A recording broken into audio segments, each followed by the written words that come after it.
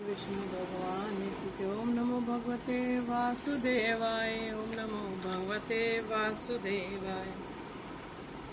पुरुषोत्तम मास महात्म्य का चौथा अध्याय।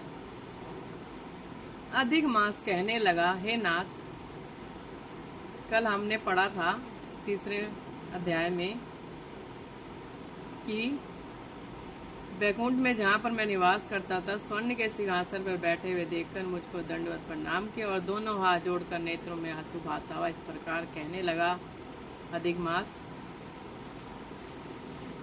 कि हे नाथ, हे कृपा निधे, मलमास मेरा नाम है।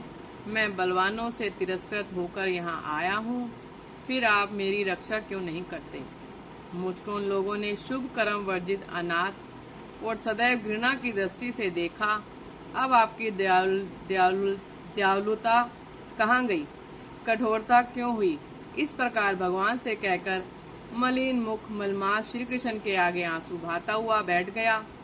तब द्रवीभूत हरि आगे बैठे दीन बदन मलमास से कहने लगे कि हे तात, तुम अत्यंत दुखों में डूबे हो, सो ऐसा भारी दुख तुम्हारे मन में क्या है?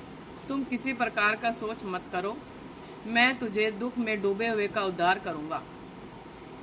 मेरी शरण में आकर तुम सोच करने योग्य नहीं हो। नारायण बोले। ऐसे भगवान के वाक्य सुनकर मलमास दुखी होकर मधुसूदन भगवान से बोला, हे भगवान, आपको सब कुछ ज्ञात है, आपके बिना इस संसार में कुछ भी नहीं होता। हे भगवान, मेरे दुर्भाग्य की पीड़ा क्या आप नहीं जानते? तो भी हे नाथ, दुख रूपी फांस में फंसा हुआ जैसा दुख किसी को ना हुआ ना देखा, सो आपसे कहता हूँ। क्षण, लव, मुहूर्त, पक्ष, मास और दिन रात्रि अपने स्वामी की आज्ञा से सदा भय रहित होकर आनंद करते हैं, परंतु ना मेरा कोई नाम है, ना मेरा धर्म है, ना कोई मुझको आश्रय देने वाला है। इसी से सब देवताओं ने मेरा निरादर किया है और शुभ कर्मों में यह मलमास वर्जित है, ऐसा सभी अंध परंपरा से कहते हैं। इसलिए मैं मरना चाहता हूँ, जीना नहीं चाहता। हे नारद जी, मैं मरूंगा, मैं मरूंगा, मैं मरूंगा, इसी प्रकार बारंबार कह के मलमास शांत हो गया। और विष्णु भगवान की जय।